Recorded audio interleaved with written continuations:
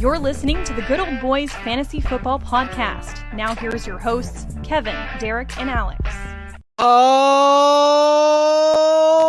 righty, welcome in, ladies and gentlemen, to another episode of the Good Old Boys Fantasy Football Podcast. I am Derek, and I am joined, as always, by your co-hosts, Kevin and Alex. Guys, how we doing tonight?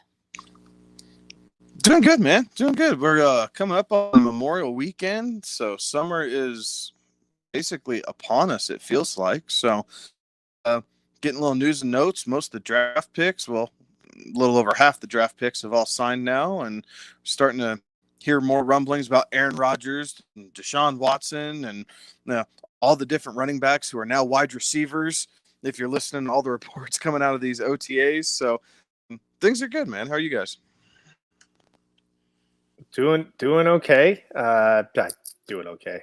Doing just fine. That's probably the best way to put it. We are in that lull, right? Like, this is like the time where there's really not much happening. There's the OTAs are happening, but OTAs are happening for all the teams, and you're not going to glean too much information out of there. Likewise, your running backs that are all wide receivers now. But we're starting to see some of these teams get together, see some of these competitions start to shape up, and really over the course of the next week and a half, 2 weeks, we're going to start to see how some of these teams might be looking at utilizing some of these players for real once the season actually hits. So it's one of those weird times where there's not too much going on in the NFL, which is crazy because the NFL has turned into this 24/7 365 monster. But yeah, a little bit of a downtime, and then we can really, really start to ramp it up when it comes to actual NFL things. And obviously with the fantasy world, it never stops.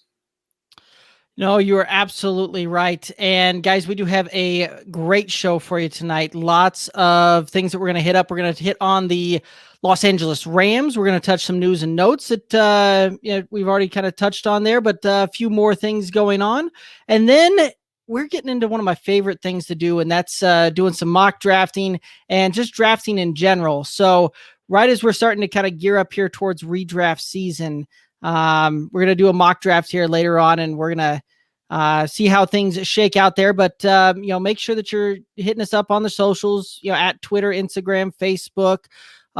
Make sure that you're ended up hitting us up on the YouTube. We're streaming there live. If you haven't subscribed there, go ahead and do that. Twitch and Twitter as well. Sports Me. And yes, you are right that the NFL is a 365 day business. Very happy that we've got Sports Me tuning in there. Posted a battle there about the team that we're going to go on later tonight, and that is the Rams. So absolutely fantastic. Let's go ahead and hit up over into the Rams, and we'll start where we always do, and that is with the running backs. And they've got a dynamic rookie over there, Cam Akers. Finished 43 on the running back side last year, 145 rushing attempts, 625 yards, 2 rushing touchdowns, 11 receptions on 14 targets for an additional 123 and 1 through the air. Guys, your thoughts on Cam Akers?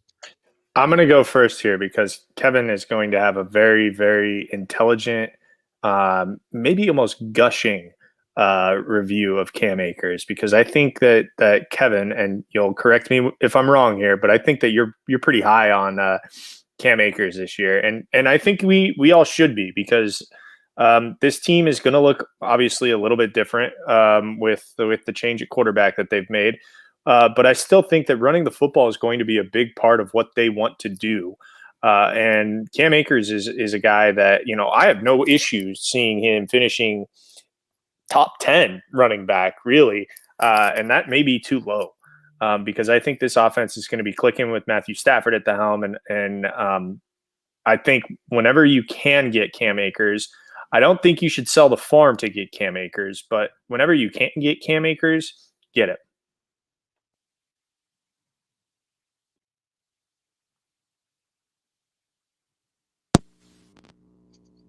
Sorry, we're having connection issues. I'm waiting. I think Alex is done now. Yes. I want to make sure that. Am I screwed up? before I jump the gun. Sorry, buddy. No, we're all good. Oh, boy. Kevin, the Right floor on. is yours. No, so Cam Akers is kind of everyone's it's not secret, right? Like he's everyone's darling this bit of last year. Posted three great weeks down the stretch. Really kind of showed what his ability was when he got the full workload, and now between the end of the season success, McVay saying, "Hey, you know this guy can be a thrown back." Like everyone's gushing over Cam Akers. I like Cam Akers. Well, definitely like him at price. Like there are spots where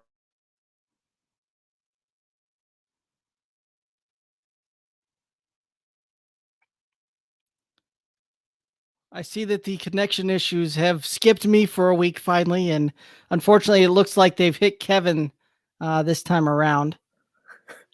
We just rotate connection issues. Yep. Just if it's not at least it's a flattering picture that it's saved him on. Right. His digitized face there. Hopefully, most of the time when I get it, I'm like, oh, there's he back. Is he back? He's now? back. This is the night, man. Normally, I'm not the one who has issues. I know, right? We're rotating. We're rotating who has the connection issues, and this week you drew the short straw. Yeah, I guess. So, all right. I like Cam Akers' ability. I like his ability to one cut and go. He does have a lot of power in those legs, and he's used to fighting for every single yard. He played behind a terrible line at Florida State, had some success. He got healthy and everything else. So I do expect him to move up. Now, is it possible he finishes in RB1 territory? Yeah, that's absolutely possible. I think Matt Stafford is an upgrade. They're going to be able to do some more things with that offense. They're probably going to be throwing the ball a little bit deeper than what they were with Jared Goff. So it's going to keep the safeties back, which anytime you can keep the safeties back, it helps your running game, right? Like it helps the play action game. And then it just goes full circle that way. So I like Cam Akers, but I like him at the back end of the second, beginning of the third, like in a, sweetheart draft, right? Like and end up with, Christian McCaffrey, Cam Akers, and then, if you want to wide receiver, that's fine. We'll see how this shakes out in the mock draft we do later. But Cam Akers, that everyone's predicting to bump. So there's a good chance I'm not going to get him in a lot of spots, guys. I'm not going to reach for him. I like very comparable to, and where I don't feel like I'm going to have to, jump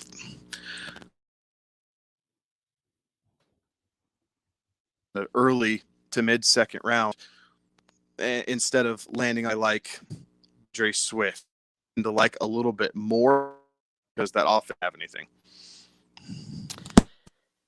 Yeah, I like Cam Akers as well. I think I'm right there with you, Kevin, where I'm not looking to necessarily try and overdraft him, which I think is going to be the case. By the time we actually get around to full-on redraft season, we are going to be seeing Cam Akers sneaking up early second, maybe even potentially end of the first type of thing, just because of the way folks tend to go after these young running backs, and especially off the last couple of games of a season.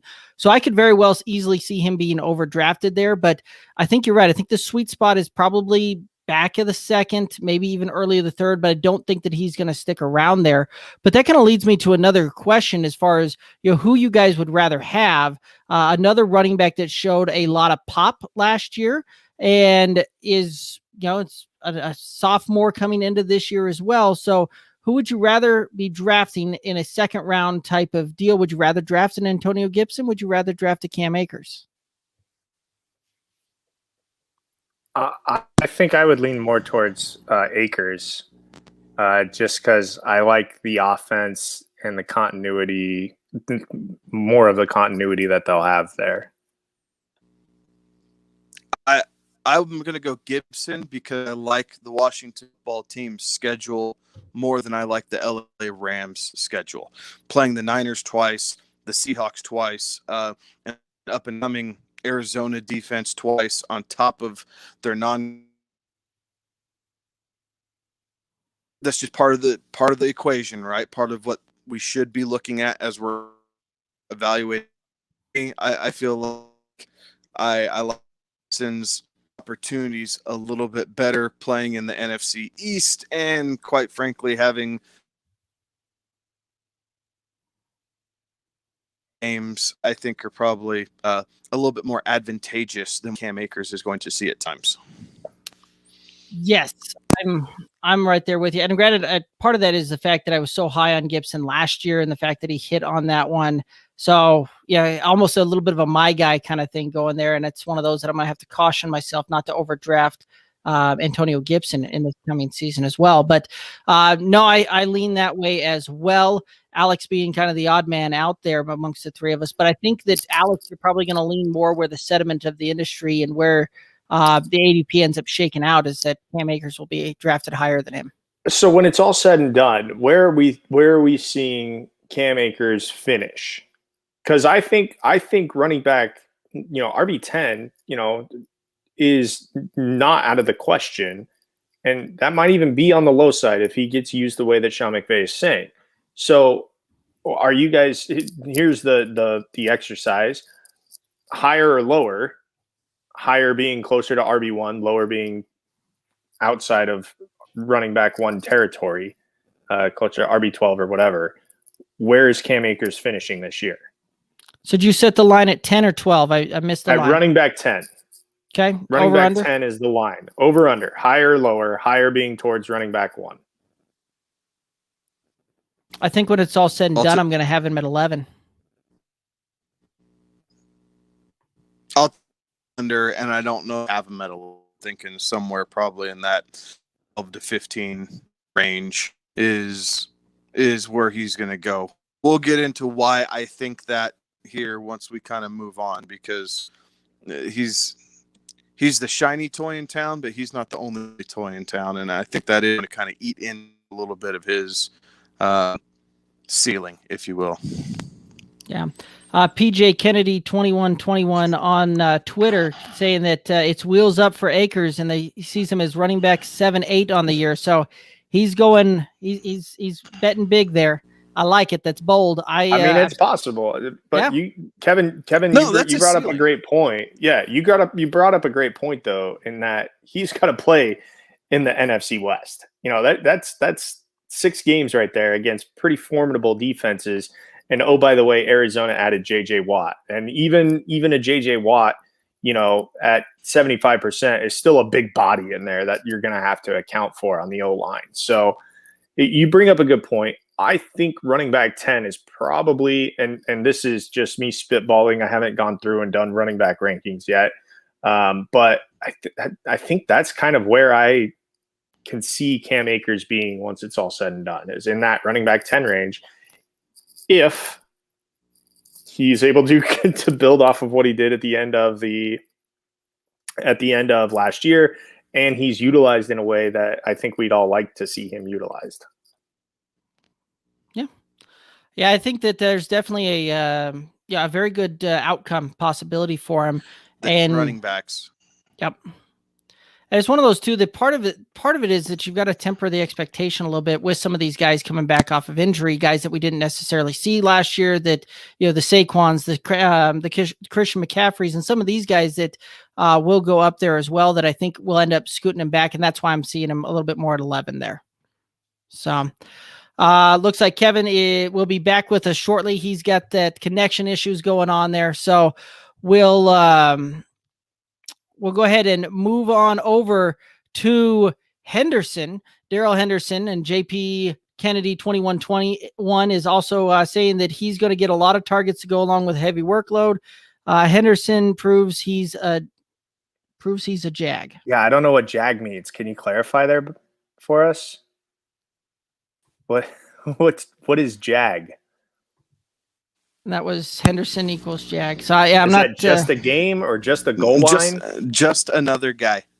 Just Okay, I like it. another guy. Okay. I'm not going to disagree with that. I think that he is the kind of the other guy in the backfield there that is not going to necessarily live up to where they drafted him to be, and that's why they drafted Cam Akers the year after. But Daryl Henderson's where we'll go, and Daryl Henderson finished as running back 36 last year, 138 rush attempts, 624 yards, 5 rushing touchdowns, 16 receptions on 24 targets for 159 and 1 through the air. Guys, your thoughts on Daryl Henderson?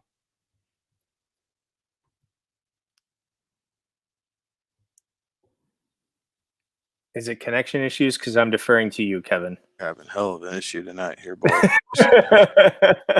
Good night. Whoa, boys. All right. So Henderson, while seemingly just another guy, you're not going to waste a second-round pick on a guy and then just have him sit. Yes, Akers was drafted in the first. Henderson's had some injury ailments, if you will, which will allow Akers to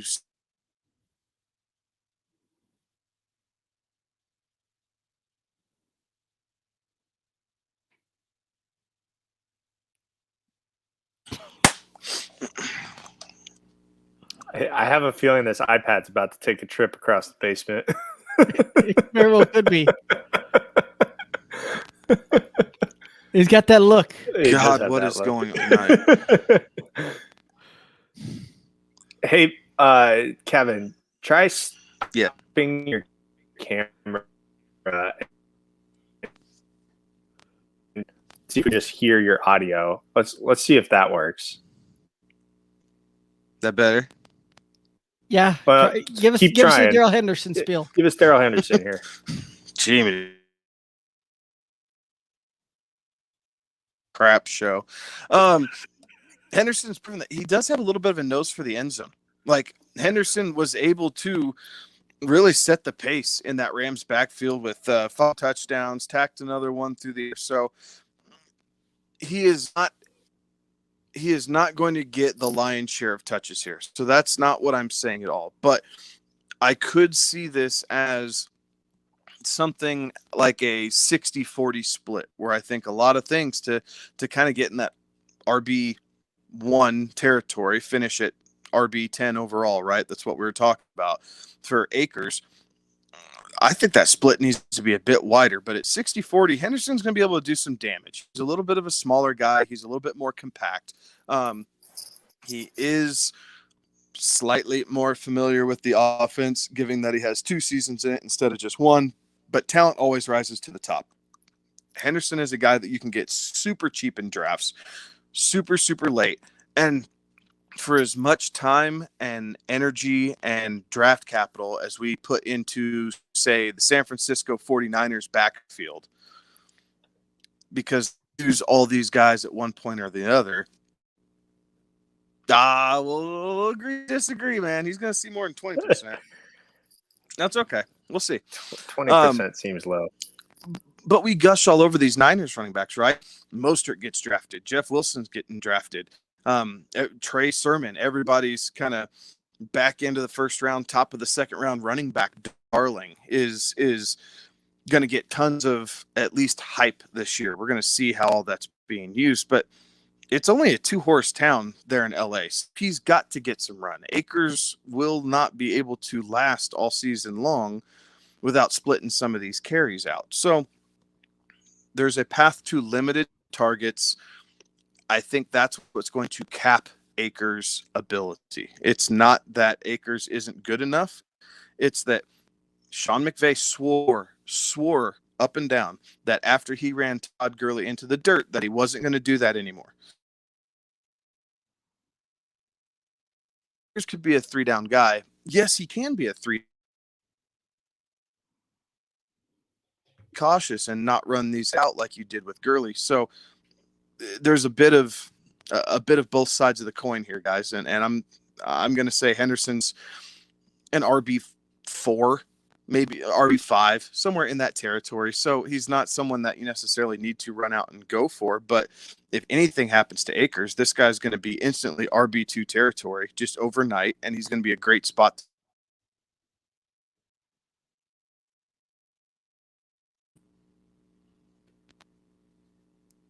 Alex, what are your thoughts on Daryl Henderson? Okay, Kevin, you have to turn your camera back on when you're done talking, though. That way we can see. That's what I view. That's how I view him too. Is a handcuff. He does have standalone value, but it's not much. And so RB, yeah, I mean he's in that RB 4 or 5 range, no problem. But if Akers does get hurt, then he drastically improves. So that's where I'm at with him. I see him as a handcuff, but it could be he has standalone value. There's just not that much, I don't think, in order to really seek him out until much later in your draft. Right. And I see Daryl Henderson's workload being very similar this year to what it was last year. Right. You look at it from the standpoint that Malcolm Brown was also in that mix last year and consumed over 100 rushing attempts in that offense. So you've got 100 rush attempts vacated. And even if you're saying Cam Akers consumes all of those and picks up some more passing work, which he probably will, because Matt Stafford likes to check down to a running back and likes to get the running backs involved through the passing game. But even if that's the case, you're still talking about the fact that there's only 2 running backs there. Cam Akers getting 250 to 260 touches. Well, that's still going to leave somewhere in the piece of the pie of about 140 touches on the ground for Daryl Henderson. And keep in mind too, this was a guy combined with Kenneth Gainwell. Those 2 guys did a lot to keep Antonio Gibson off the field when they were all at college at Memphis together. So, there's something to be said there that he's some talent, and he was a guy taken with some pretty decent draft capital as a day 2 pick. So I see him potentially sneaking up into RB3 territory, but it's very back end, call it running back 34, 35, 36, somewhere in there, through somewhere about running back 48. So very tail end of RB3 into RB4 territories where I see him. So guys, any other thoughts on the Los Angeles Rams running back room?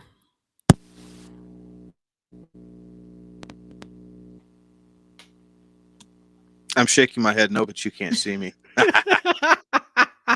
I like it. So let's go. Turn your camera back on when you're done talking.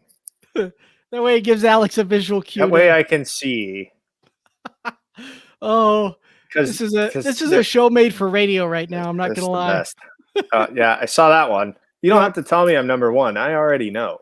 All righty, guys. Kind of you. So moving on over to the Los Angeles Rams wide receiver room. We've got, we'll start with Robert Woods, who finished as wide receiver 13 last year, 90 receptions, 129 targets for 936 and 6 through the air. He also had an additional 24 rush attempts for 155 and 2 on the ground. So guys, your thoughts on Robert Woods? I like Bobby Woods. I think Stafford is going to be able to utilize these receivers probably in a little bit of a way that Jared Goff didn't. Like I said earlier, is career-wise, Stafford's depth of target is about 4.5 yards deeper per attempt than what Jared Goff is. So we're going to see different wrinkles and different layers in this Sean McVay offense, if nothing else, just because of that's how Matt Stafford plays the quarterback position. Woods is a guy who's predominantly outside. Every once in a while, he does come into the slot. So it'll be you want to see his touchdown numbers stay around that 6 or 7, right? In 2019, I think it was, we thought that he was just going to kind of go ham on, and he ended up with 2 receiving touchdowns and kind of frustrated everyone. While the targets and the receptions were there, the touchdowns weren't. So if you can keep Robert Woods around 5-6 touchdowns, I think you're going to get your money's worth out of him. He's a guy, you draft him as a wide receiver 2. I think that he is a wide receiver 2 with sneaky wide receiver 1 upside, depending on how many times he can get in the end zone. And he's sneaking up on that ever elusive 30-year-old mark. But I do think that being in LA and playing with Stafford and kind of the energy that McVay brings to that offense, he'll stay youthful, if you will. But Woods is a guy that I'm more than happy sticking on my roster as an RB2, and then either riding it out because I like them.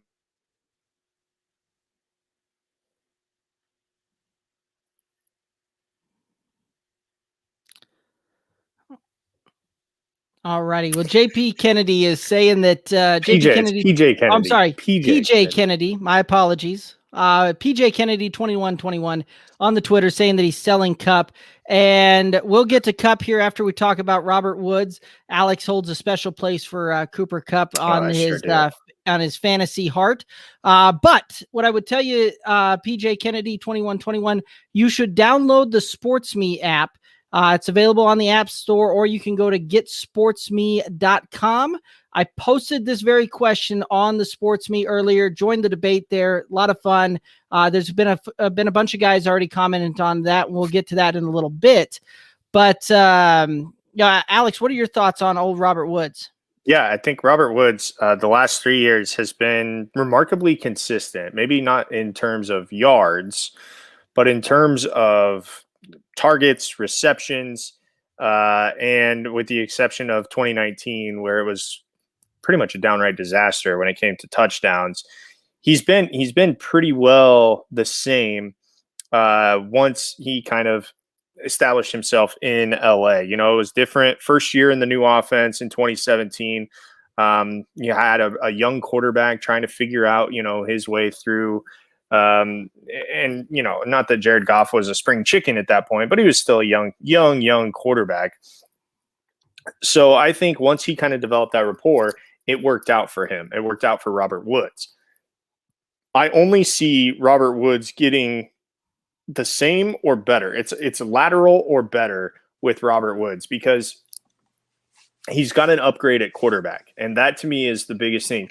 I've said this one time, I've said it 1,000 times. As a receiver, you're only as good as the quarterback throwing to you, and they've made an upgrade at the quarterback position in LA. So for Robert Woods, I see no issue with him being at that same 130 targets, 90 receptions, and flirting with 1,000 yards, give or take 150, probably positive, but maybe negative, 100 negative, 150 positive. I think that number is good because Stafford will throw the football down the field a little bit more and quite frankly, take a few more chances than Jared Goff will. And so if he can keep that touchdown number right in that 6, 7, 8 range that Kevin was talking about, then yeah, I mean, Robert Woods is a guy that you're going to want as a wide receiver 2. And that's a really, really good high end wide receiver 2 that you can get there. Yeah, and I'm right there with you. And we had the same debate going until last year, going into 2020. The Cooper Kupp, the Robert Woods, like where are you going? Who you looking at there? Robert Woods is just plain consistent when you look at it. Like he is going to be the guy that that's why I love him as a wide receiver 2 on my roster, because of the fact that you know what you're going to get out of that. You're not going to necessarily get these huge upswing, win you a week type of things, but yeah, that's what my wide receiver 1 is for, is to provide that pop and provide that high ceiling. Robert Woods as a wide receiver 2 is going to provide me a super safe floor that I'm very happy with week in, week out. And that's part of the reason I am a big fan of Robert Woods. And I try and put him on just about every roster that I can because he's very, very consistent. And when you look back at between 2019 and 2020, in 2019, Robert Woods finished right about the same. I think he was wide receiver 14 and half point PPR. Cooper Kupp was number 4.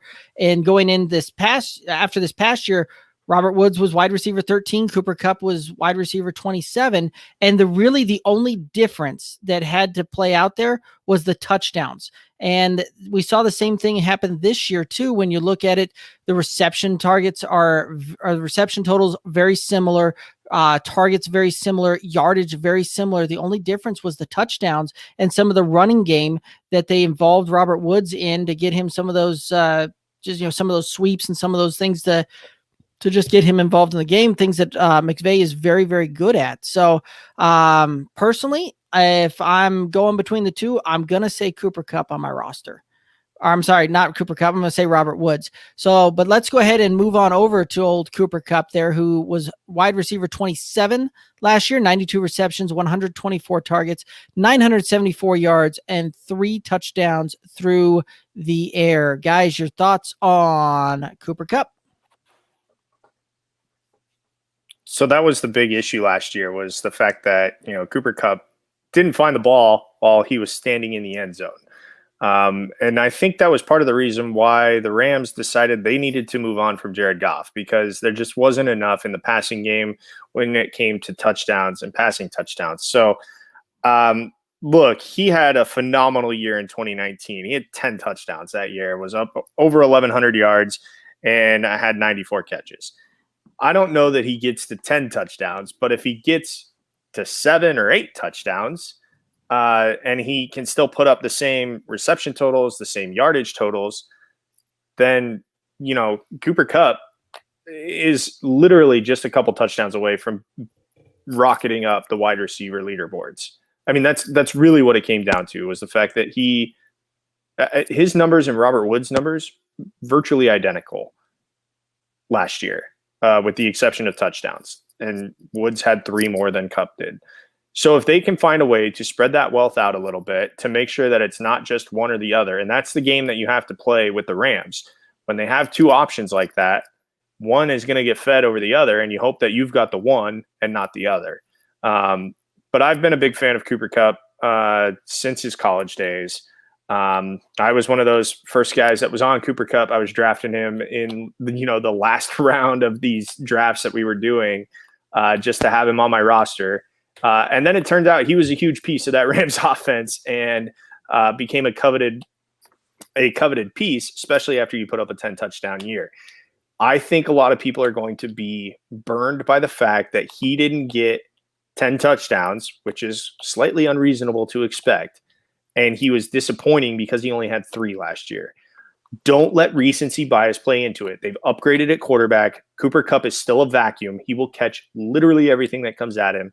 And he's shown that he might have to miss a game or 2 because of, his size and the way that he plays and where he plays on the field. He's going to take some big hits, but he's a pretty reliable piece.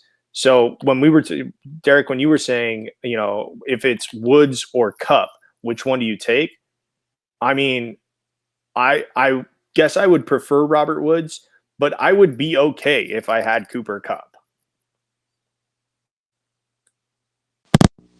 Yeah, I think Alex, you kind of nailed it there. They're Cooper Kupp is a plus route runner and a plus,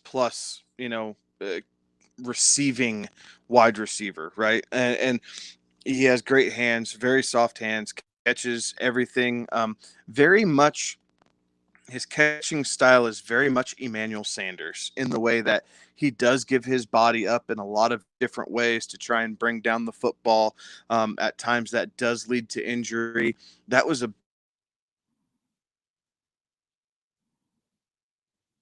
down the stretch. He was really, I think it was his hamstring that was nicked up between weeks 10 and 14. So he wasn't on the field as much. And the Rams kind of had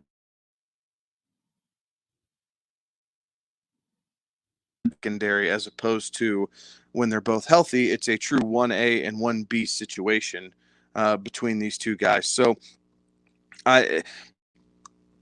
it's very much like the running back room. If there's 2 running backs, you go for the cheaper asset, right? Like we talked about this a couple weeks ago when we were talking about the Niners. We talked about it or would have talked about it, but I think we covered the Texans before they brought in Philip Lindsay and Mark Ingram. But it's the same type of deal. Like, you don't go for the most expensive asset. You hold back and try and get the cheaper asset if you think they're that close. Now, some people are going to be hard sold on Robert Woods, and there's nothing wrong with that because he does have a safer floor. Cooper Kupp, we've seen, has a higher ceiling. Now, I don't think wide receiver 4 is in his future. I do think that was his career best. I don't know that we're going to see that again, but Matt Stafford has proven over the years that he can fulfill and facilitate 2 top-end wide receivers. Marvin Jones had great seasons with the Detroit Lions because it was him and Kenny Golladay. So we've seen Stafford do this with two guys before. I have no reason to think that he won't be able to do it again. And for where Kupp is, I guess for where he finished last year at wide receiver 26, 27, he's not a wide receiver 3 caliber guy. Like, he is squarely in wide receiver 2 territory.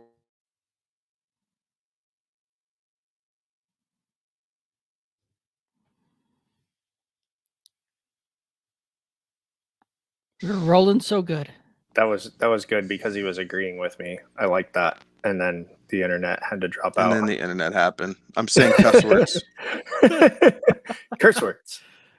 Oh, no, I'm right there with you. I do think that it's going to come down to one of these guys. I think will finish in wide receiver 1 territory. It'll be back end, somewhere probably in that 12 to 13, just right there at that fringe spot. And I think it's just going to depend on who Matt Stafford ends up making that better connection with to it, right? The new quarterback coming in.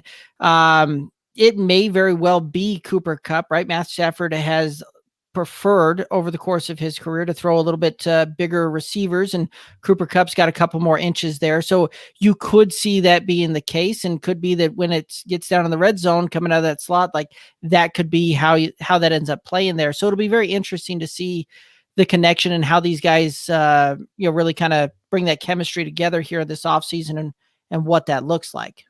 I honestly think the only differentiating factor this year between Woods and Kupp is whoever lands in the end zone more. Correct. Honestly, that's the only thing that's going to separate these two, is whoever gets more touchdowns, because the catches and the yards are going to be similar. It's just touchdowns that's going to be the differing factor. And that is incredibly hard to predict which guy is going to get more touchdowns over the course of a season. So that to me is the difference between, will there be, is it Woods or is it Kupp? It's going to come down to touchdowns, and that is so hard to predict. Right. That is absolutely going to be the case there, I do believe, Alex. Real quick, before we move on to some of these other wide receivers they got in there, I just want to know, over under, with it being a 17-game season, do both Robert Woods and Cooper Kupp get over 100 receptions this year? Yes. No. Okay. I kind of lean on the fact that they're both going to be in 90s or so. So I'm going to be bold and say yes. I think that they'll just both barely squeak right at about 100 with that extra game in there this year, and if they both play full 17 games. So guys, they do have a couple of other wide receiver options out there. Van Jefferson is making a comeback. He doesn't have to compete with the likes of Josh Reynolds this year. He finishes 122 last year, 19 receptions on 31 targets for 220 through the air and 1 touchdown. Any thoughts on Van Jefferson? I got thoughts. PJ, what are you doing? No way. Woods, then Van, then Kupp. PJ, my man. Whatever it is that you're smoking, I hope it's legal. Yeah, the only thing that I really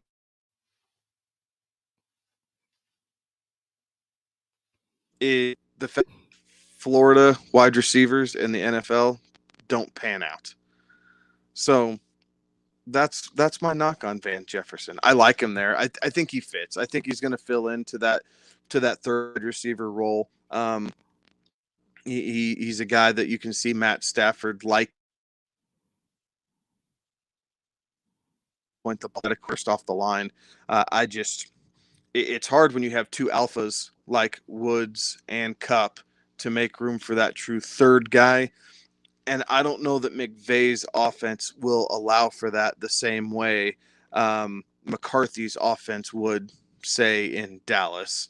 On top of the fact of, as PJ alluded to in the comments, this Rams defense is really stinking good, guys. Like, they don't get into a whole lot of barn burners. Like, they get, they'll get into one, maybe two a year, and it seems like they get into one, and it's one with either the Rams or the Seahawks, and then some off-putting game, or no, I shouldn't say off-putting, but some oddball game where they get into a shootout that way. But other than that, they win a whole lot of football games,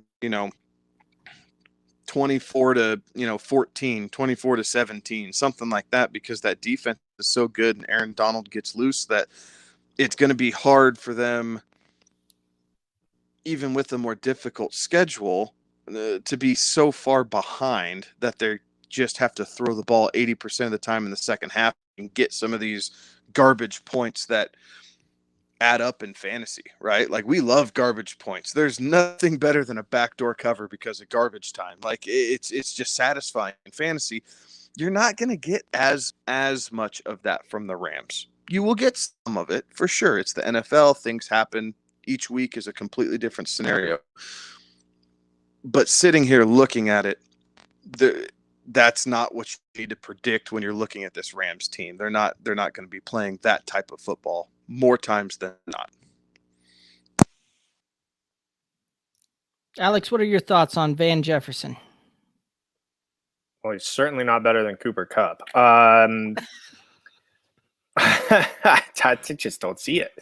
I just don't see it.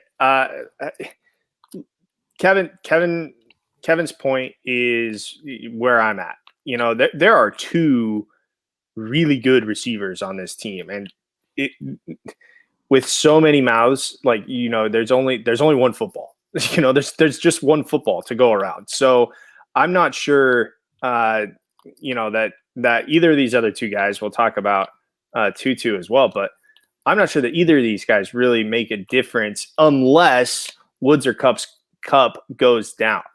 That's the only way that I see these guys being really, really, relevant in the space. But other than that, like, if it's not Woods or Kupp, it's going to be tough to be able to plug one of these other guys in and think you're going to get a consistent or a reliable score week in and week out, because I just don't see that happening. Kevin brought up the great point. McVay's offense isn't really designed to be that. If it were other situations, yes, but that's not what McVay's offense is. And so I just, you tell the defense, pick your poison. You want to roll coverage over to Woods' side? Great, we'll throw to Kupp. You want to roll coverage over to Kupp's side? Great, we'll throw to Woods. A third guy in there, it's 11 on 11. They don't get to add an extra guy just because you've got Woods and Kupp on the field at the same time. So it just doesn't – I just don't see, these guys really making that much hay on a consistent or I guess just on a consistent basis that would be enough to warrant putting them in your lineup week in and week out. Now, there might be a time where there's a matchup, or, if you get desperate on bye weeks, that these guys might be, the play that you have to make. But honestly, with the embarrassment of riches that is wide receiver talent in this league right now, and it is an embarrassment of riches for wide receiver talent in this league, I would probably try to find, a better situation than the third wide receiver for the LA Rams. Yeah, I mean, although we've seen it work in the past, right? You think back to 2018, even 2019 for the most part, where they had three really good wide receivers on that roster, and they made it work when Brandon Cooks was there. Last year, you saw them run a little bit more double tight end sets with both Higbee and Everett on the field, and Josh Reynolds vacated about 15% of the target share. So there could be enough volume there with them running, 11 personnel. Like, there could be enough volume there for a guy to maybe sneak up into like a wide receiver 4 territory and be a flex type of guy, or, a break glass in case of emergency type of move at the wide receiver. Go for it, Kevin. I think part of my problem is all three of these guys are very, very similar, right? So Van Jefferson 6'2", like Kupp, he's a little bit more straight line speed than Kupp is. Kupp's a little bit more of a polished route runner. He's got the same build, body mass wise as Robert Woods, but his hands aren't quite as good as Robert Woods. On top of the fact that the guy we're going to talk about next, Desean Jackson, just came into his 14th season, but it's also a bit of a coming home party. He's also going to be a deep ball threat when healthy. Now, that might only be 2 games. Okay, fine. So Desean Jackson's out of the way. But then let's talk about, I'm jumping ahead here a little bit, but let's talk about the rookie that the Rams just drafted in the 2nd round. With Tutu he's a 6'9", kind of a scat type wide receiver, that he's going to be able to probably take a little bit of Robert Woods' run. I see them using him in a little bit more of the end around because he can get lost behind that offensive line, sitting there at 5'9", 5'10". But he also ran a sub 4.4, so he's got really quick speed. He's a true slot receiver, so he's a guy that allows Kupp and Woods to both play outside. But if you have your true slot receiver and you have Kupp and Woods outside, where does Van Jefferson truly fit in here, other than he knows the playbook a little bit better? So I think that because this Rams wide receiver room, as currently constructed, goes 5 deep, that, yeah, Desean Jackson, you can't count on him to play a whole season. So even if you're going 4 deep, well, if you're running 11 personnel, there's only 3 wide receivers out there, guys. Like, McVay doesn't go empty back a whole hell of a lot. Like, he likes going 11 personnel. Last year, he ran more 12 personnel. He ran with 2 tight ends a lot last year. So it depends on which McVay you're going to get. And a lot of that also affects what we talked about earlier, guys. Like, if Stafford's going 11 personnel, the stretch runs are going to be there for Cam Akers, but Stafford likes throwing the ball a hell of a lot more than Jared Goff seems to. And where it might be set up for a run, I could see Stafford checking out to a lot of those because he just has that gunslinger mentality, and some of those design running plays are going to get checked out into passing plays because Stafford loves his right arm. There's no doubt about that. Yeah, I think you've hit the nail right there on the head. They've got a whole lot of guys in there. Any desire to really, I think we've covered Desean Jackson there pretty deep. Any desire to talk about Tutu Atwell, the 2nd round rookie that they added into this room? And Pang's Picks says that he's a Tutu Atwell guy. I'll tell you what, with Tutu, I could definitely see Sean McVay. They took Tutu Atwell because his athleticism and speed are attractive, right? I have no insight into this, but it seems to me like this is one of those things where an offensive-minded coach gets a guy that they say we can put a package in for him. And how many times do we see we can put a package in for him means that dude's not going to be on the team come 3 years from now because we can't figure out a spot for him. I mean, realistically, it works on occasion, but if you're a one-trick pony and your one trick is the package that you have specifically in for the guy, that's not great. It's just not great. And likewise, if you're, a Tutu Atwell fantasy owner, if he's only in on those package plays, well, that severely limits the amount of time that he's on the field, which severely limits the amount of times that he's going to get touches. So I don't know that he's really, again, when it comes to the Rams wide receiving room, if it's not Woods or Kupp, I'm going to look elsewhere. And I will find a better situation than what is after those 2.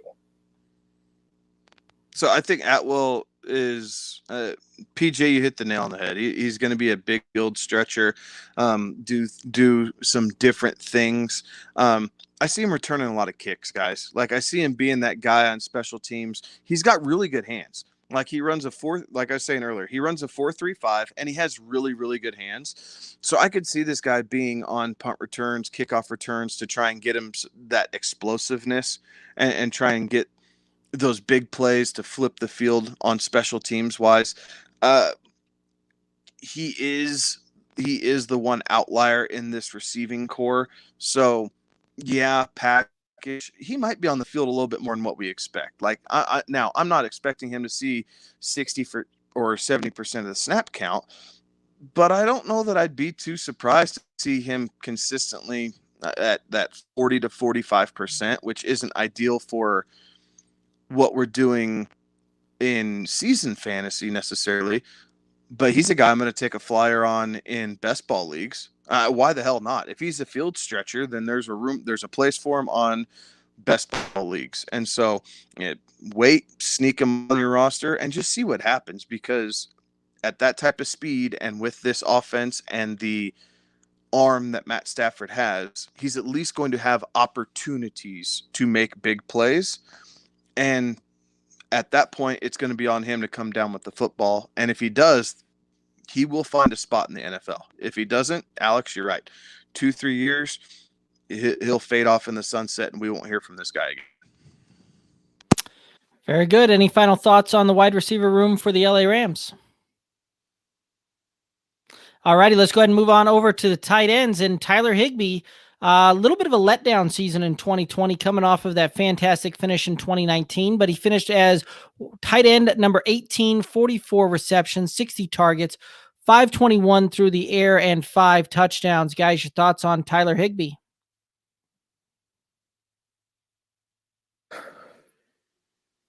I feel like those numbers are where we can expect Tyler Higbee to be again next year, right? Like those are pretty solid. I think that's an accurate representation of what you can expect out of Tyler Higbee. I think, the maybe he gets closer to 50 catches, the extra game in there. And he is maybe able to get over the 600-yard mark.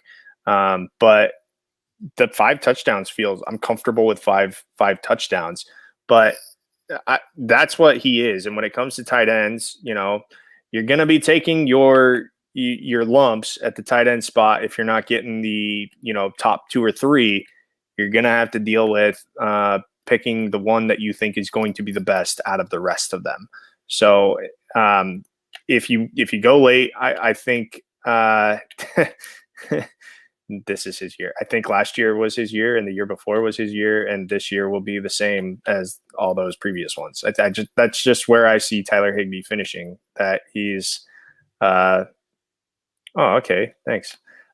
He's great. He's that was really hurtful and rude. That was hurtful. I'm gonna get on your live stream, Ibiza, tell you how you're doing.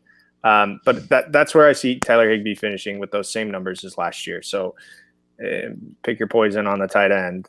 I think that he's a comfortable. That's his floor is right there. It's comfortable. I don't see his ceiling being too much higher. While I'm not going to say this is Higbee's year, quote unquote, I am going to say that Higbee is a guy that I'm targeting at tight end because I wait on tight ends so much. So I'm typically not going to get these top 3 guys. I'm really, as much as I like Hawkinson and Fant to some extent, I'm not in play for those guys either. So Higbee's a guy, because he had a letdown season and kind of burned everyone last year, I'm okay with waiting and then picking up Higbee. We've seen Matt Stafford can support a tight end. We saw that with TJ Hawkinson. So again, not the same guy, but the quarterback can support the volume there. So if you're going to be streaming tight ends anyway, I'm okay to start the season with Higbee. Yeah, there's a good chance he's going to finish, tight end probably 13 to 15 on the season. There's probably a good chance for that because he's just not going to see that consistent volume that some of these other guys do. But if it's coming down between Evan Ingram and Tyler Higbee, I might have to toss a coin because the New York Giants are so frustrated with Evan Ingram right now. Ingram has the talent to support the higher draft stock, but at any point he could have a terrible game and the Giants decide to pull the plug and say, no, we're not messing with this guy anymore. And then you're toast. Higbee's at least there. Gerald out of town. Bryce Hopkins, the coming into the second-year guy that they drafted out of Purdue last year. I like him a lot. So he's kind of one of my deep tight end stashes in dynasty leagues as a guy just to keep on the taxi squad and let him develop. But for starting the season, sitting back waiting on tight end, I'm okay with Higbee because I trust in the ability for this offense to continue to move the ball, and that's what I'm really looking at for a tight end, is an offense that can stay on the field and move the chains a little bit, and he can help facilitate that.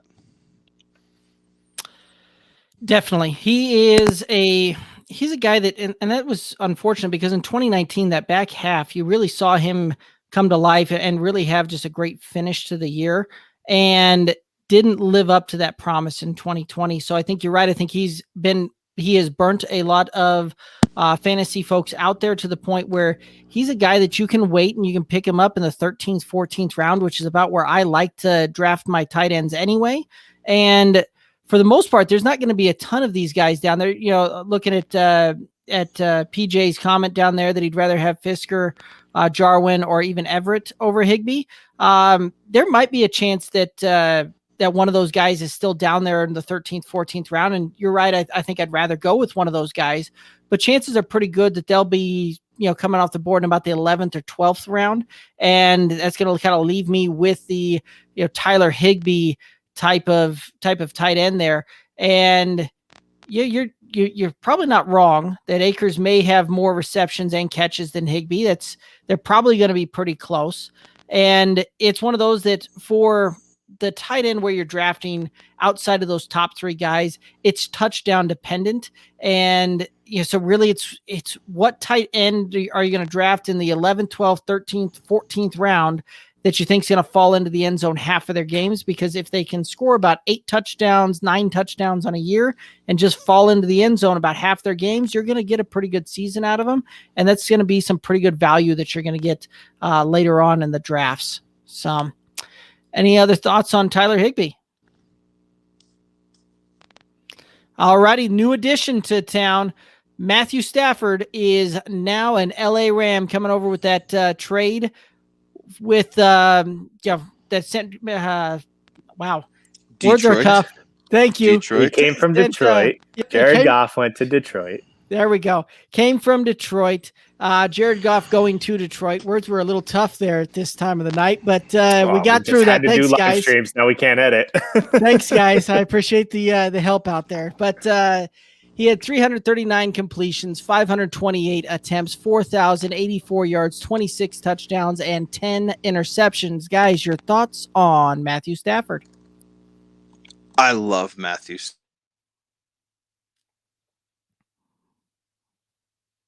Helps that I was going to say, that's really all you needed to hear out of Kevin was, I love Matthew Stafford. Yeah.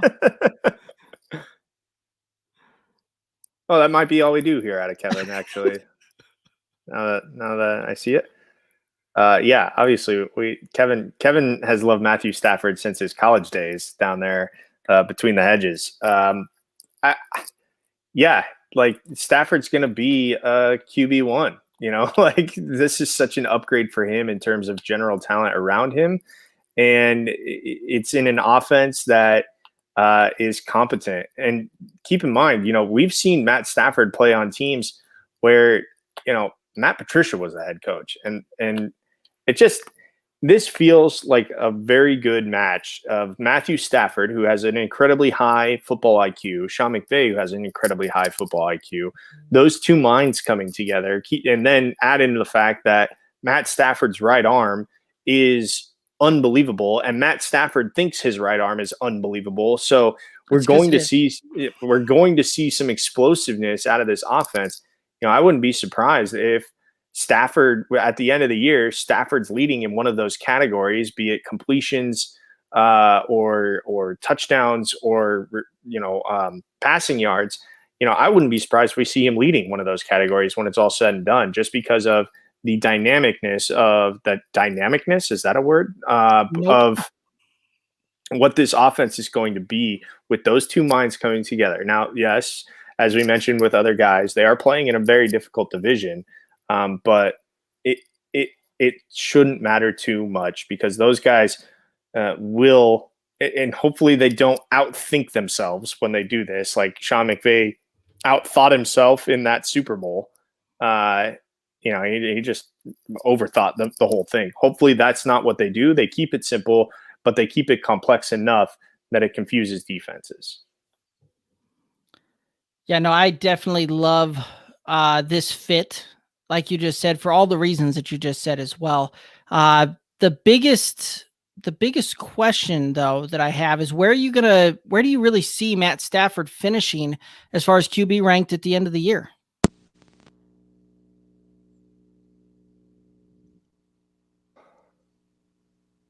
Five. Wow. Wow. All right, Kevin, I got to know. I was going to say 9, maybe 8. And that's because his legs don't lead. And that's my only thing. Now, Matt Stafford, I expect him to have 35 touchdowns and 4,300 yards passing. Like that, 11, 12 interceptions. Like, I think that's what you're going to get out of Matt Stafford.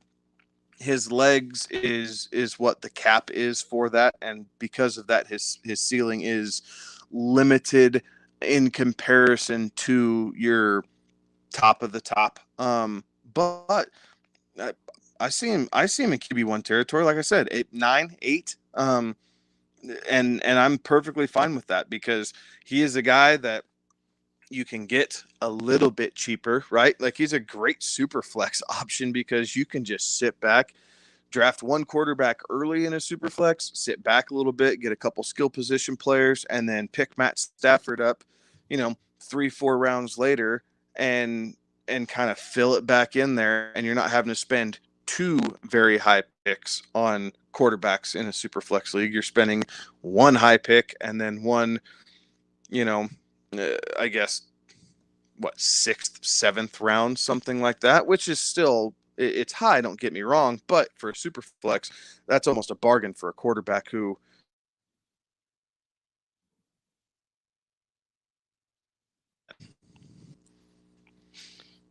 Yeah, and that's the beautiful thing. Matthew Stafford, because he doesn't necessarily have those wheels that a lot of these other mobile quarterbacks have that really, increase the floor and increase where they'll finish on that, is a guy that you can typically get at the tail end of the second quarterback run in a super flex. And it's one of those that you don't necessarily have. He's not a guy that you have to try and be out in front of that second run happening in order to get your, a very high finish quarterback. So I'm all in on Matt Stafford this year, especially in the super flex format with where you can get him. And so I think that I think Alex is a little bit up there, but I'm going to probably say I'm seeing him finish QB 10, QB 11, right in that range there. So, but yeah, no, I think he'll have a lot of pop this year. Okay, hold on here. Okay, so you guys are the back half of QB1. I'm trying to think of a comp that we would like here. Here's Joe Burrow. I was.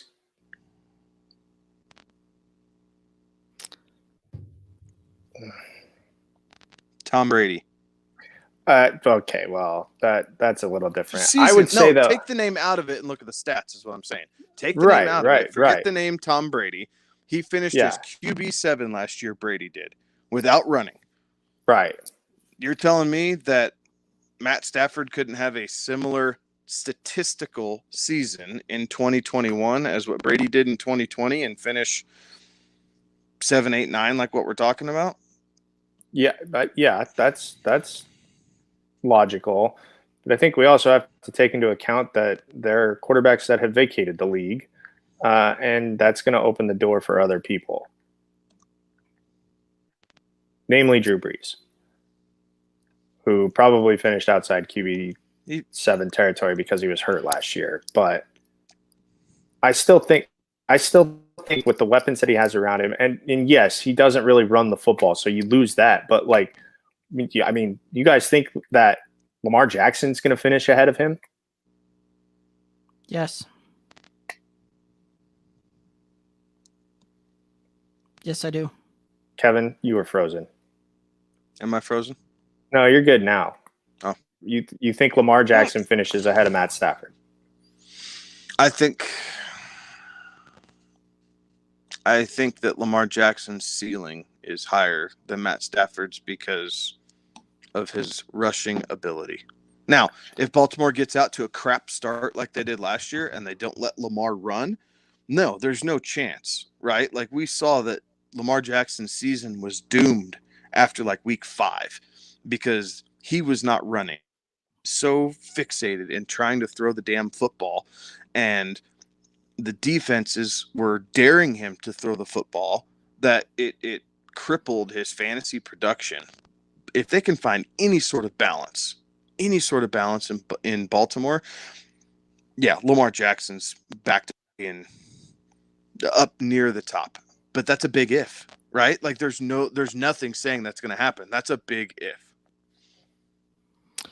Right. Let me read you a stat line here and tell me where you think, as far as relation to where you see Matt Stafford finishing.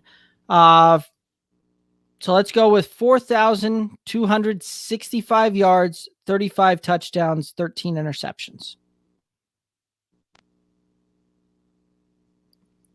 Yeah. Maybe extra game. Give me another 150 yards. I didn't catch any of that. You were breaking up. I was breaking up in an area.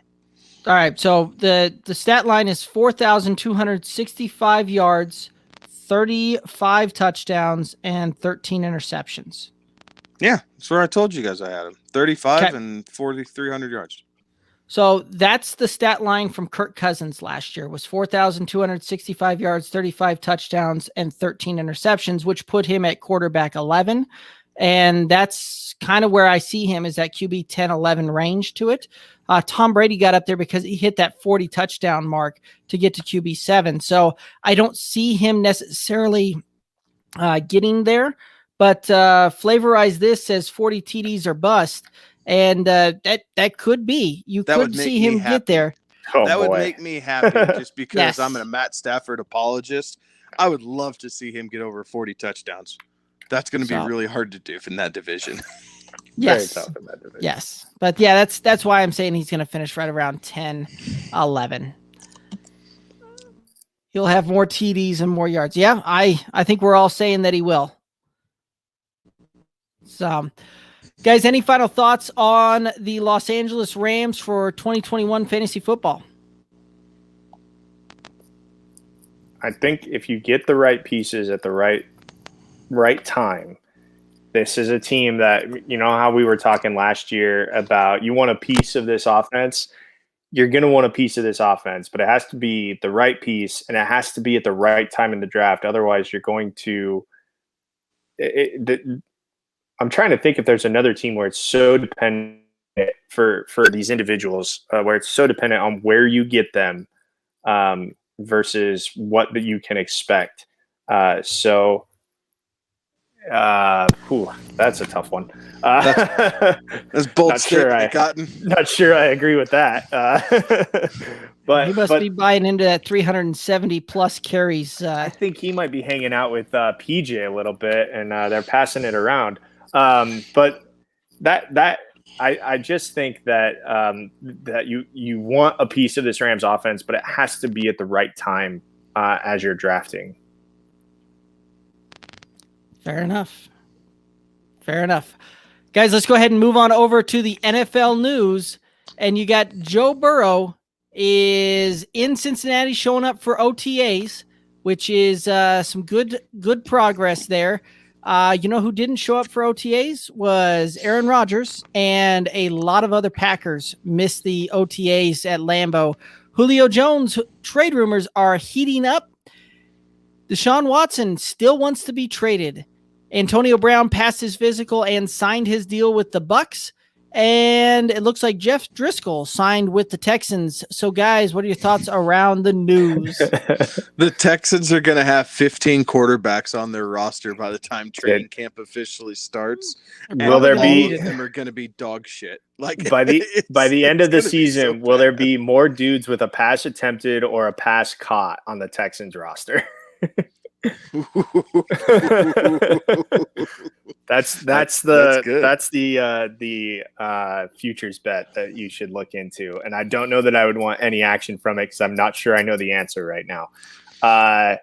So to me, there were a couple things that kind of snuck out over the last 24 hours involving all of this. The first one was Shannon Sharp apparently just tricking Julio Jones on live television to call him and ask him and say, hey, are you playing in Atlanta next year? On his cell phone, mind you, not telling the guy, hey, you're on live TV right now.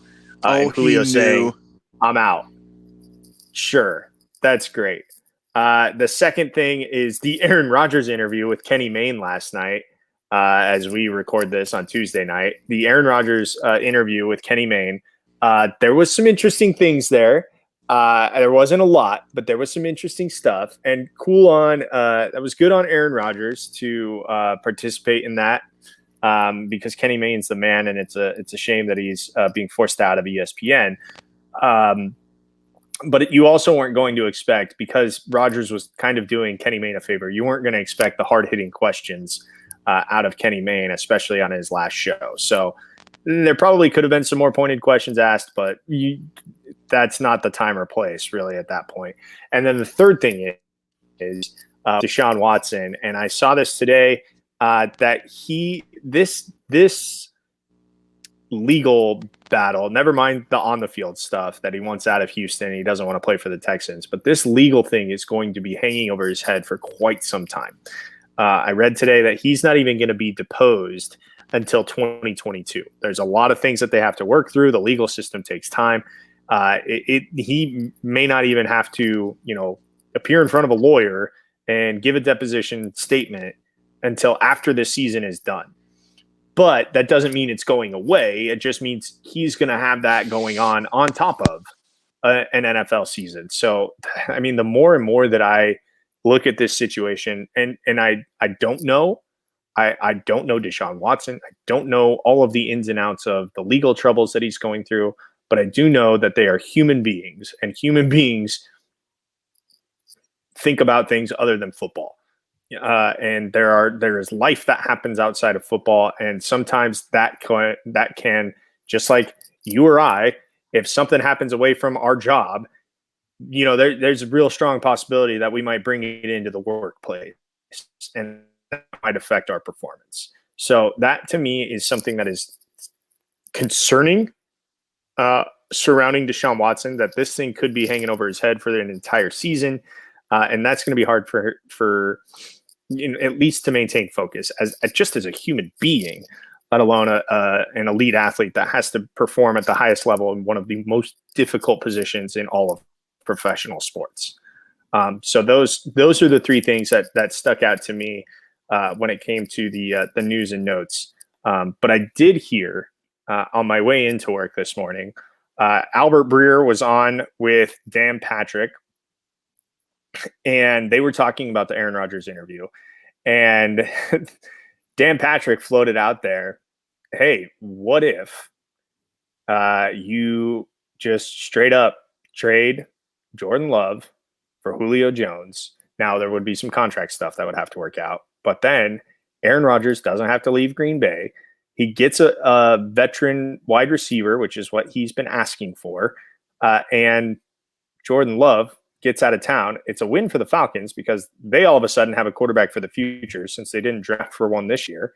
And Aaron Rodgers gets his receiver. Now, I know it doesn't work out in the books. It doesn't work, but kind of a fun thought. Yeah, honestly, it's possible.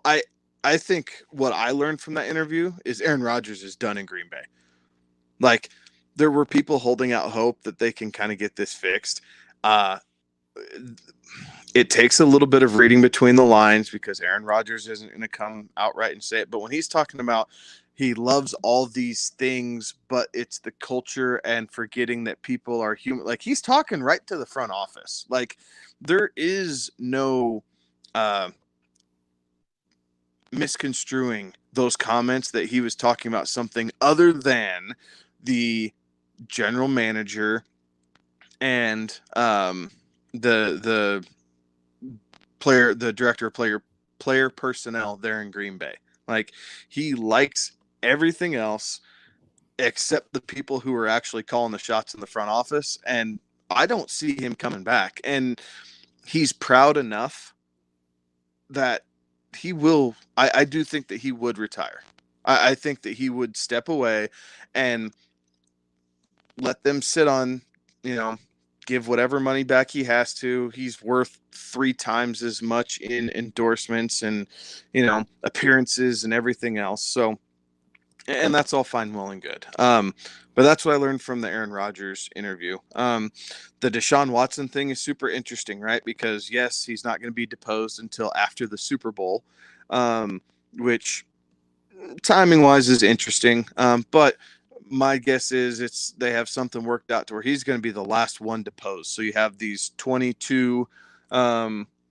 Yes, I did see the Jeff Wilson news. What up, clock management?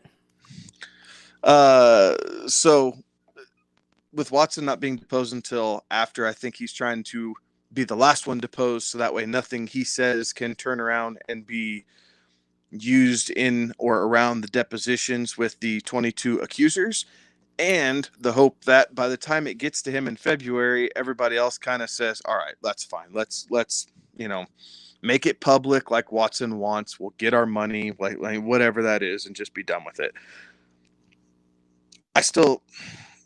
The thing that's up in the air is if he gets put on the commissioner's list, right? Like that's still very likely, or just flat out suspended. So he, in all likelihood, will not start the season as a active member of the Houston Texans one way or another. Either the commissioner is going to come down and say, hey, you're going to sit, or they're going to find some trade partner and move on and see what they can do about rebuilding that team. Because without Deshaun Watson, they are clearly the worst team in the NFL. And I don't even feel like it's that close. So there was that.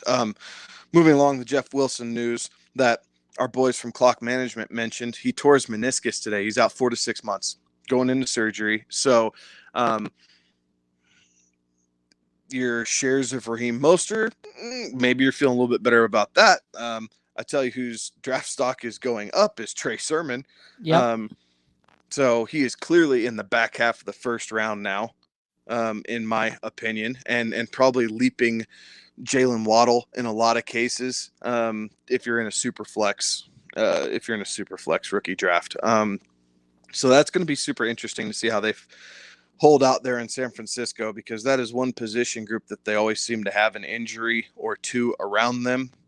So Trey Sermon's going to be pretty much guaranteed to get some run this year, which that's what you're drafting him for. So good luck to him. It sucks for Jeff Wilson because he did a really good job last year, kind of coming onto the scenes, proving himself in a rookie, or not in a rookie deal, but in a prove it deal, and then got another extension here for this next year. So it's a bummer that he's going to miss the first part of the season, but I know he's going to be fighting like hell to get back. And if he doesn't stay in San Francisco, try and get on somewhere else. So overall, the news this week was rather ho-hum.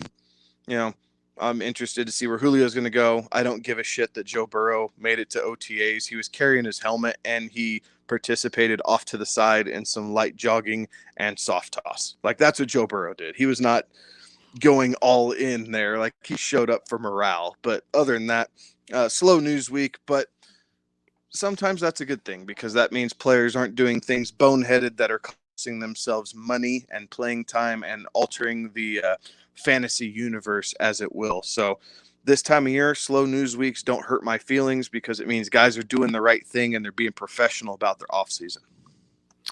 Absolutely. So guys, we are going to move on over into a 2021 mock draft. So each of us have taken a spot in a draft spot here, and we're going to get this thing kicked off. And Alex is drafting from the 105. Kevin drafting from the 8th spot. I'm drafting from the 11th spot. It's a snake. It is a redraft set up to be a PPR type of league there. And so we're going to basically go through. When you get it, you got 2 minutes on the clock to explain your draft pick, make your pick, and move it on to the next guy. And if you'll shout out who was drafted and the positions in front of you. So let's go ahead and get this thing going. All right. That's weird. That's not at all I thought this was going to play out, but all right. So I'm at the 105. In front of me goes Saquon, Nick Chubb, Christian McCaffrey, then Dalvin Cook. I'm left with a choice between Alvin Kamara or Derrick Henry. I'm going to go running back here. And there's a story behind my relationship with Alvin Kamara and my relationship with Derrick Henry. And I'm a little less gung-ho on Alvin Kamara without Drew Brees in New Orleans now. So I'm going to go with my more consistent feeling, and I'll take Derrick Henry.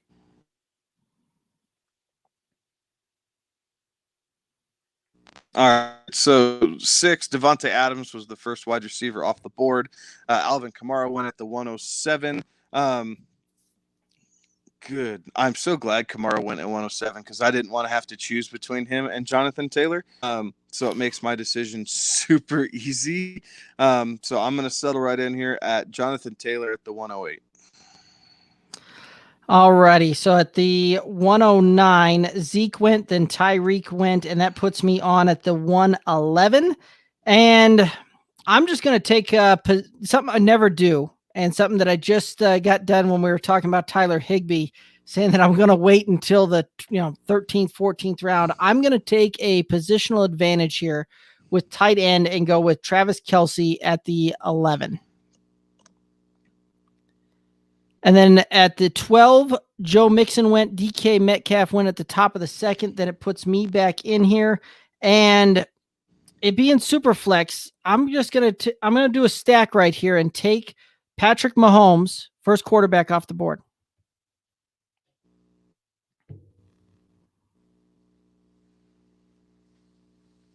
Yeah, this is a little different than how some of these super flexes would pan out, right? Because it's so running back heavy. But for the sake of going at it, Kyler Murray, Josh Allen are out there after Diggs and DeAndre Swift went at 2-3 and 2-4. Running back pool is all right. Aaron Jones, Eckler, Akers, Najee, Dobbins are kind of the running backs there. I could go receiver and get D-Hop, who, in my opinion, is going to finish at wide receiver 1 here this next year. So I like the ability to do that and really solidify at least the top end part of my receiving.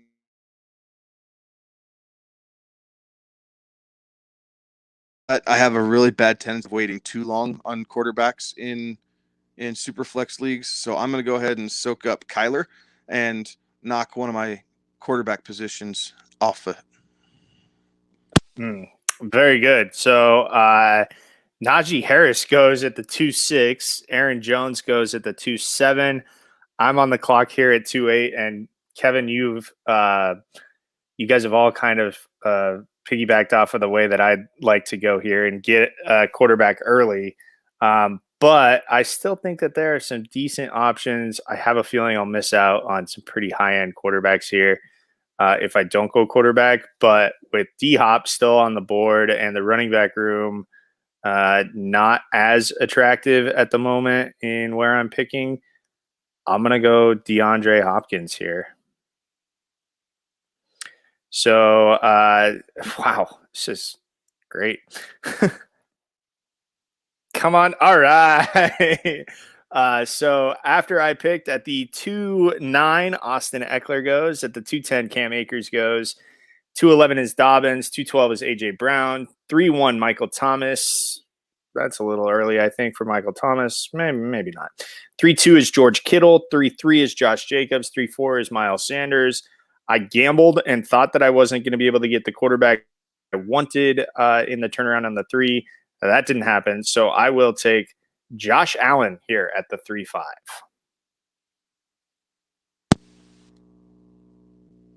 After Allen goes, Jefferson goes at 3-6. Derek's boy, Antonio Gibson, goes at 3-7, which is a bit of a bummer because he was a guy that I was eyeing right there in that spot. So as we go through it here,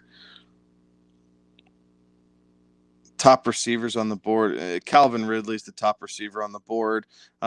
There's still tons of quarterbacks left out there, so I'm not going to push it at this point. If we were in a true super flex draft, you might have to start pushing it here towards the back end of the third round. But the way this board's falling, I'm not going to worry about it. So I am going to pick me up some Calvin Ridley and get me a part of that Arizona offense. Atlanta offense. You already got the Arizona offense. Yes, sorry, Atlanta offense. Atlanta and Arizona, sorry. That's one. That's one.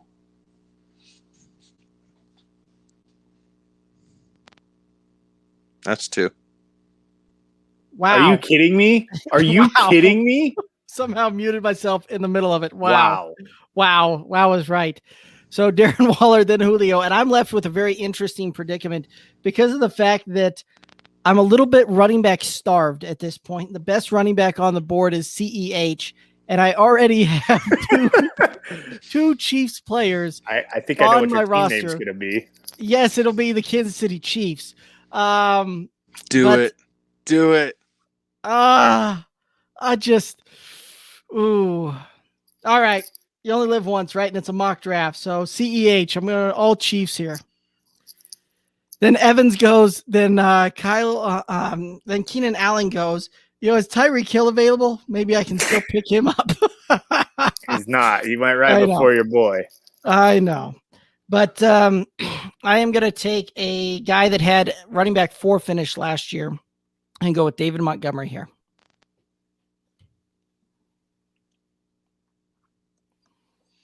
All right. So Allen Robinson. Holy cow, Derek. That team in front of you is stacked wide receiver centric. Yes. Allen Robinson went at 4.3. Lamar Jackson is going at 4.4. Here at 4.5. I'm going to go for some run here. I'm going Terry McLaurin. I really like the value that I can get right here, and pairing him up with a Calvin Ridley makes me happy for my wide receiver room here to start the season. Okay, this is very interesting. All right, so after Kevin picks it there, at the 4-6, Chris Godwin goes. Oh, man, I really like that team. Team 7 looking really nice right now. 4-7 is Chris Carson. 4-8, right now I have a running back, I have a receiver, I have a quarterback. So I'd really like to I'd be looking running back, especially with the way that this board's starting to play out, where running backs are going fast and furious here, and a lot of them have already gone. So I'm trying to look at where I would like to be. My options right now at the running back spot are James Robinson or Travis Etienne as the top 2 listed, and Kareem Hunt right behind that. So we're talking about 2 guys that are going to be fighting for field position and the backup to the 2nd overall pick in this draft.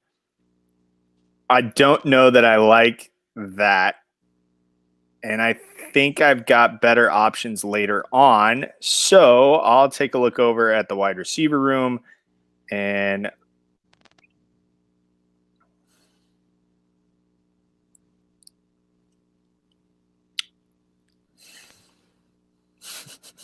Alex is going to have the clock run out on him.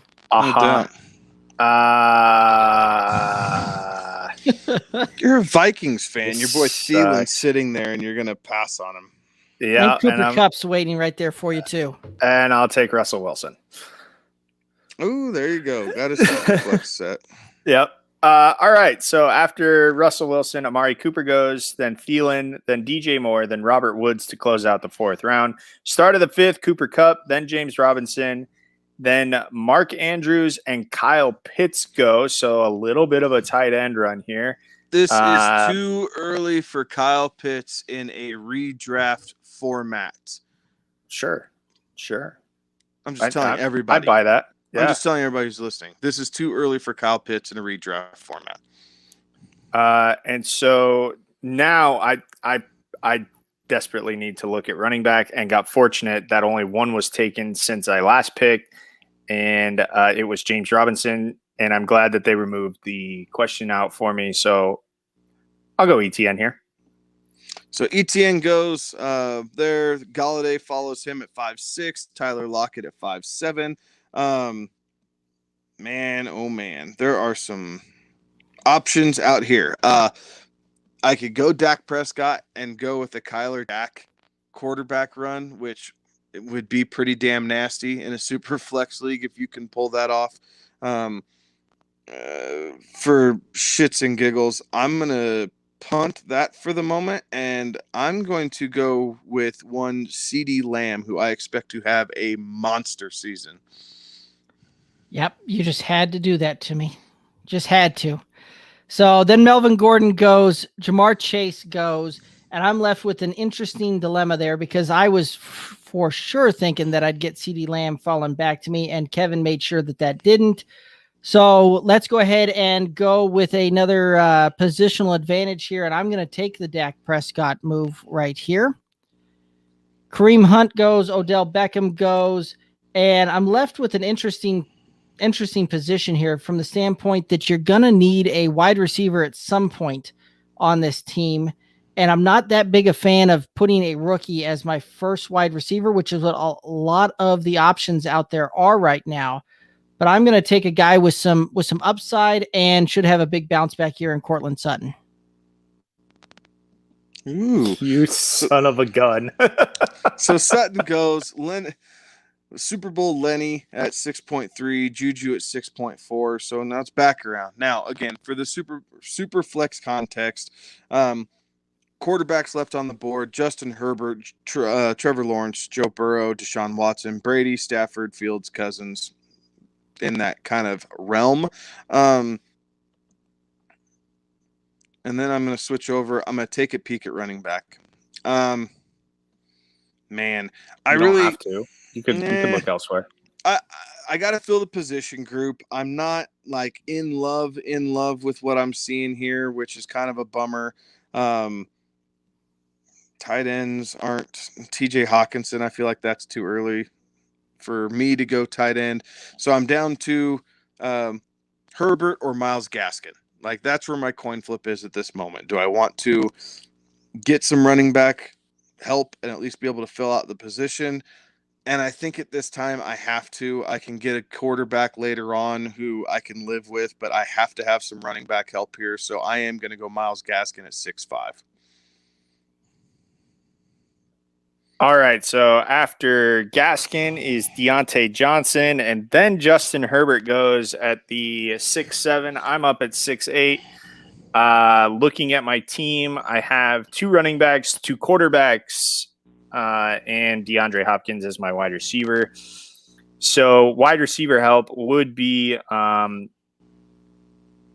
helpful to get a wide receiver, but I'm still looking here, and I'm seeing still some names that I would be okay with taking a little later on that I think will still benefit me. Again, I have DeAndre Hopkins, so there's a lot of guaranteed points coming from the wide receiver spot anyways, and anything else is a bonus. I don't have a tight end. None of the tight ends are really drawing my ire here, so I think I'm going to go we have that wide receiver, running back, tight end spot.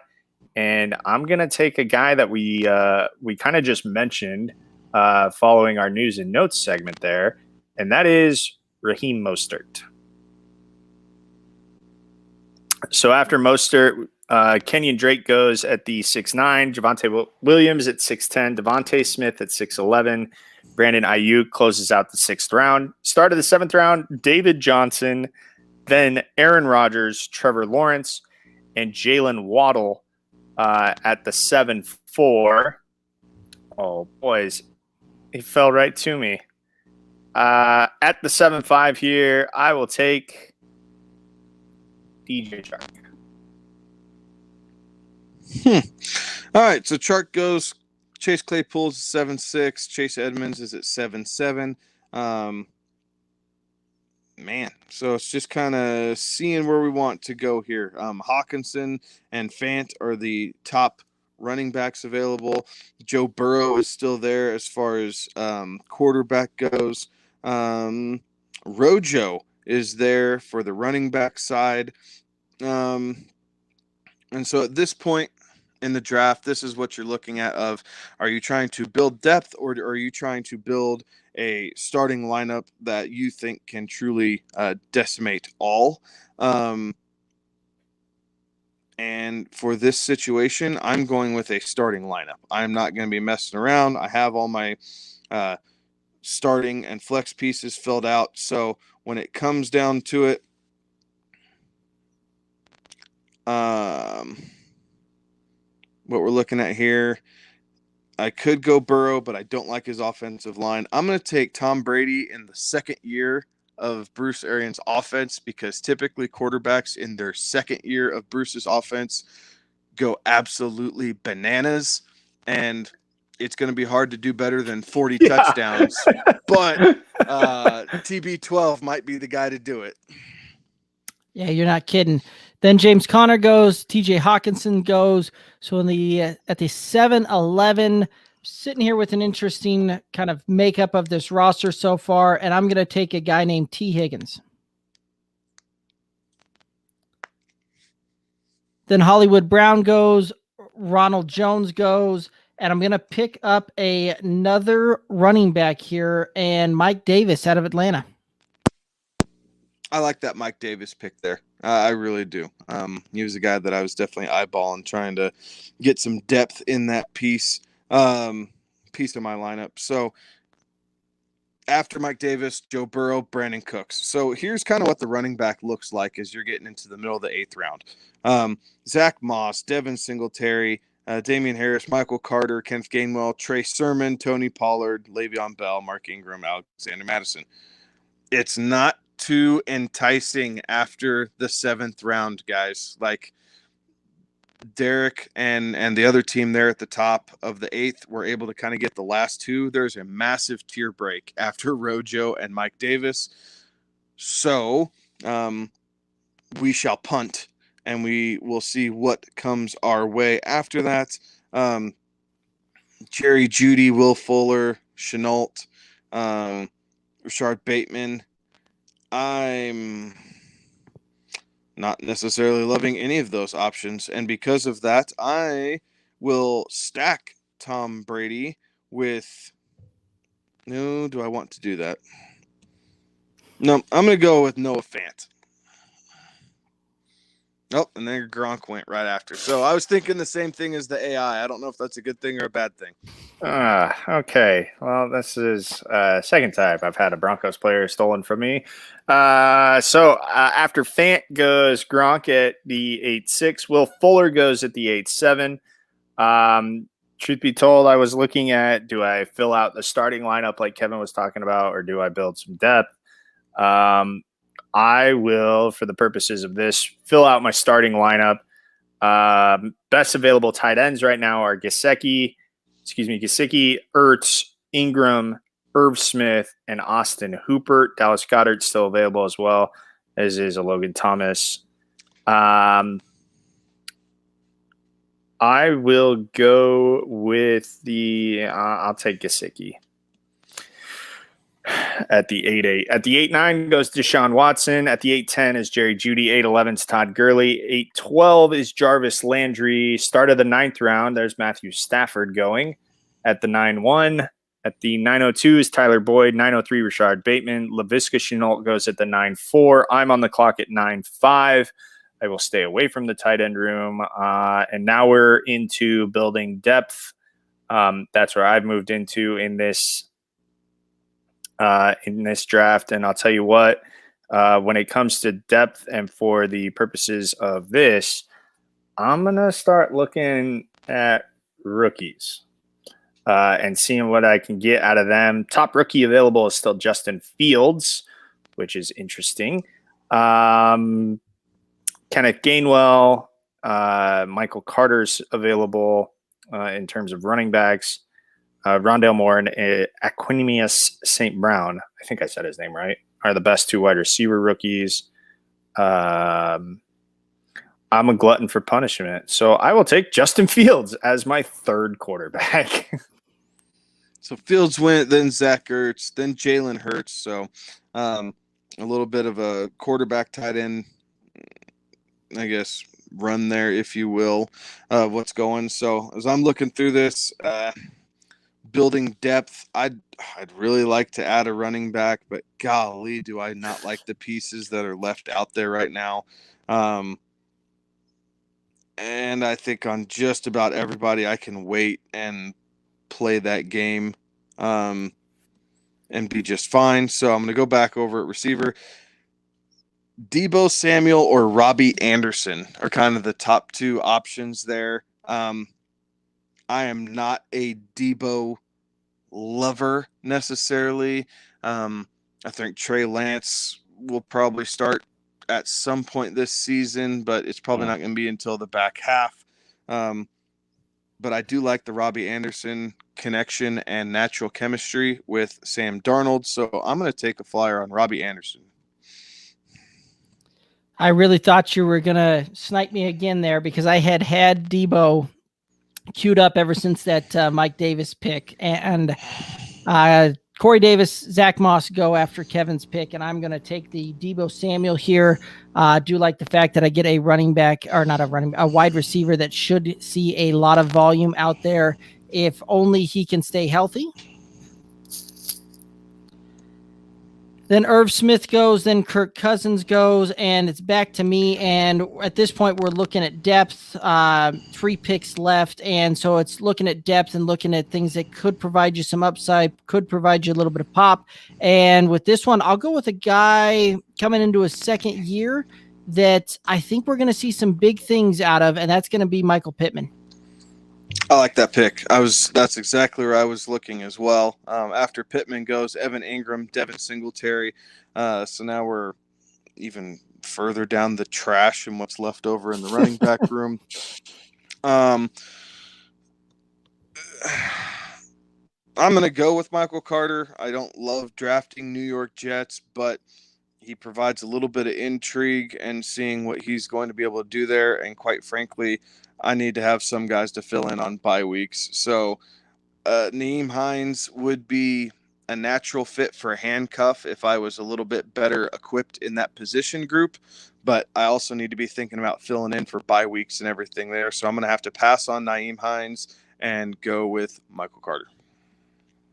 All right. After Carter, Mecole Hardman goes at the 10-6. T.Y. Hilton goes at the 10-7.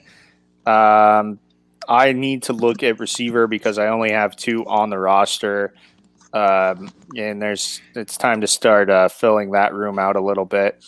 There are guys, Devontae Parker is still available. Michael Gallup is available. Rondale Moore is still available.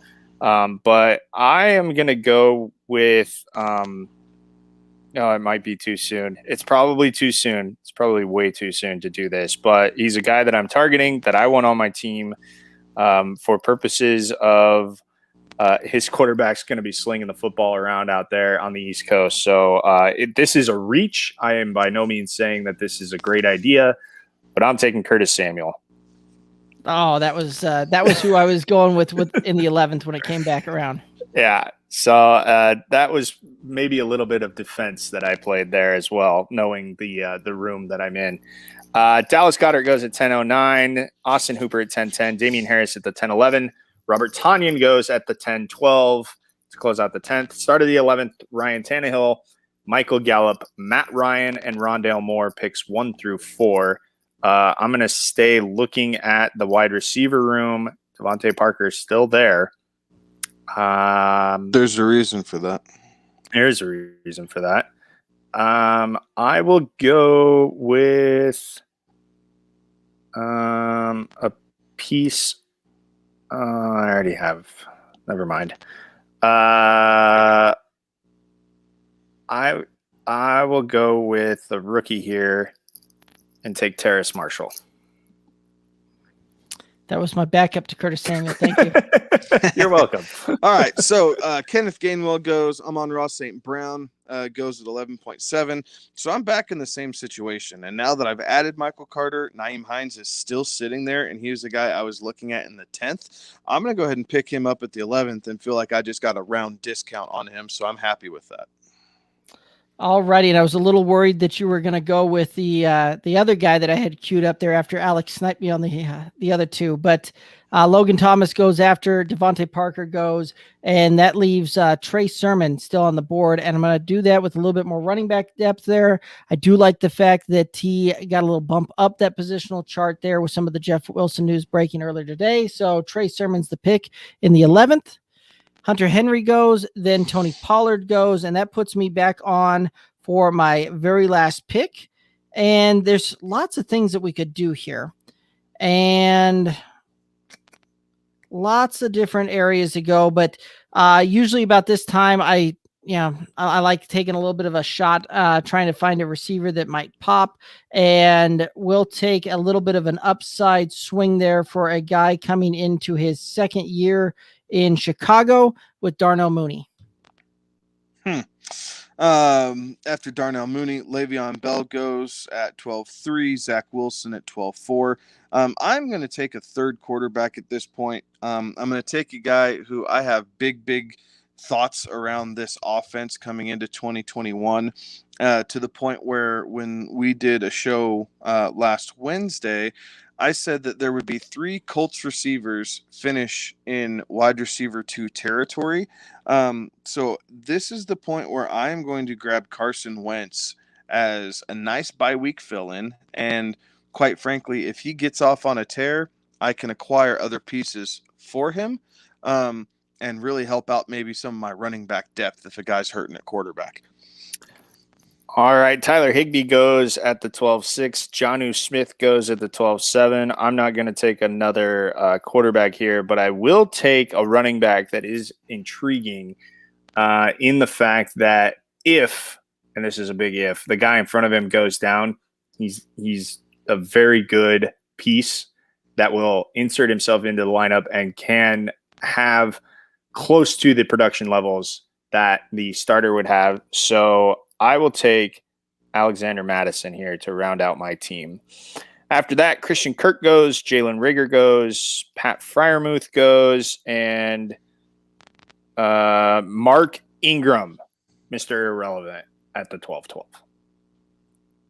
Yeah, and it's kind of funny to think about the fact that Mark Ingram is the Mr. Irrelevant when he was considered kind of the steal of most drafts last year going into it with, 5th, 6th round type of capabilities, and just didn't pan out there. And so awesome. Well, guys, like the teams, all of that, guys, make sure that you, let us know on the socials who you thought won that draft, whose team you like the best out of all of those teams. Look forward to hearing your guys' opinions on that one. But guys, any final thoughts for the listeners? No, sorry for all the technical difficulties tonight. For whatever reason, the internet was not my friend specifically. It was terrible, and I apologize. But yeah, enjoy the drafts. There's still a ton of rookie drafts going on. Just keep your ear to the ground for all the latest news and notes. And as always, if you have any questions over where you're drafting, what you should be looking for, hit us up, let us know. We're more than happy to help out and at least create some dialogue around it for you.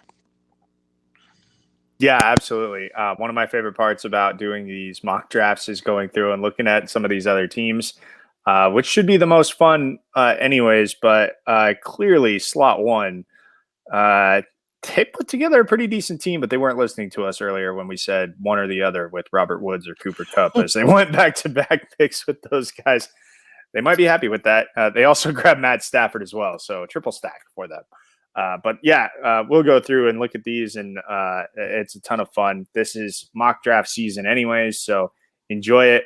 See how things shake out. This one that we just did shook out a completely different way from what I thought it was going to go with the AI. So get in with your buddies, do some mocks, get in with your buddies, start some leagues. It's a fun time. Yeah, absolutely. This is the perfect time of year to be doing mocks. It's also a perfect time of the year to be doing some best ball drafts. And that's one of the things that'll help you guys out when you start getting around towards your redraft and really looking at how that comes to play.